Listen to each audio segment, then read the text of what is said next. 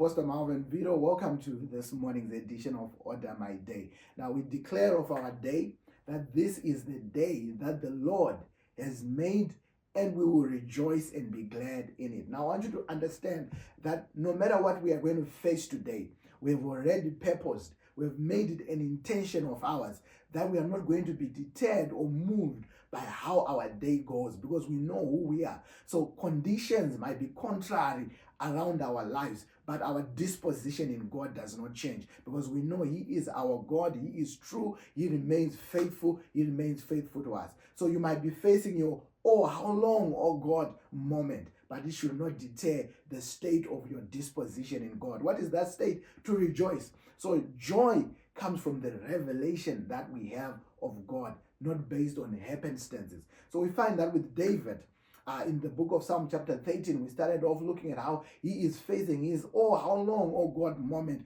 where he feels like God has forsaken him. What does he do? We start off by reading. He says, "How long, oh Lord, will you forget me forever?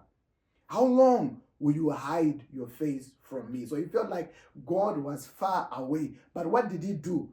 He did something intentionally. He persisted in prayer before God. We find that in verse 3, he said, "Consider and hear me, O Lord my God." He personalized even his prayer to the relationship that he had with God. He says, "Oh Lord my God." In other words, he was saying, "God, what I'm bringing now is personal. It's between you and I.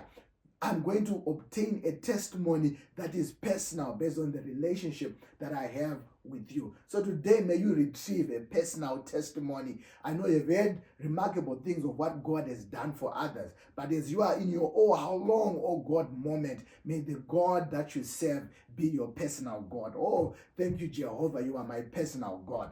Now, what else did he do? He relied not on his own understanding, but he relied on the mercies of God. So he took forth from the book of Lamentation that says, "How great is thy faithfulness, O God," or "How great is your goodness, O God, for your mercies are new for me every morning." Mercy is when God deals with us based on his goodness, based on his nature and loving kindness, not based on our performance, but he deals with us not based on what we deserve. So he relies on God's faithfulness. And it says, God, when we read verse 5, he says, "But I've trusted in your mercy." May you trust in God's mercy for your breakthrough. Now, in continuation, what else did David do when he was facing his "oh, how long, oh God" moment? It goes on to say, "My heart shall rejoice in your salvation." Here again comes that word rejoicing. I said rejoicing is a state of occurrence that happens not based on circumstance, but based on revelation.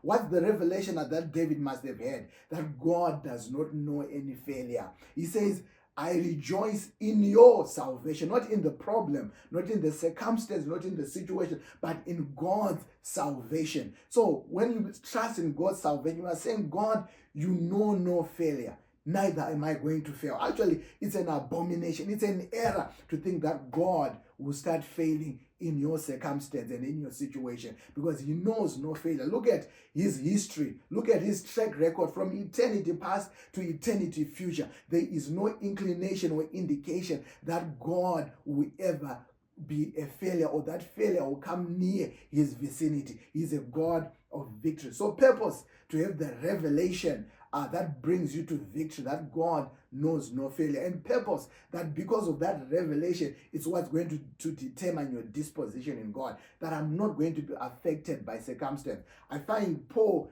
in the same state in the book of Philippians chapter 4. What does he do whilst he is under arrest? He says, "Rejoice in the Lord," not sometimes, but he says, "Rejoice in the Lord always. And again, I say rejoice." So today you might be facing your situation where you are saying, "I'm in my 'how long, oh God' moment." What should you do? Rejoice in God's salvation. Praise him in that situation. Rejoice. Trust in who he is. Trust in his goodness and in his kindness. And that ought to determine your disposition. So our disposition today will not be determined by how our day goes, but our disposition in God is changed by the revelation that we have of our God, that He has no track record of failure and is not going to start failing today. Have a blessed and wonderful day.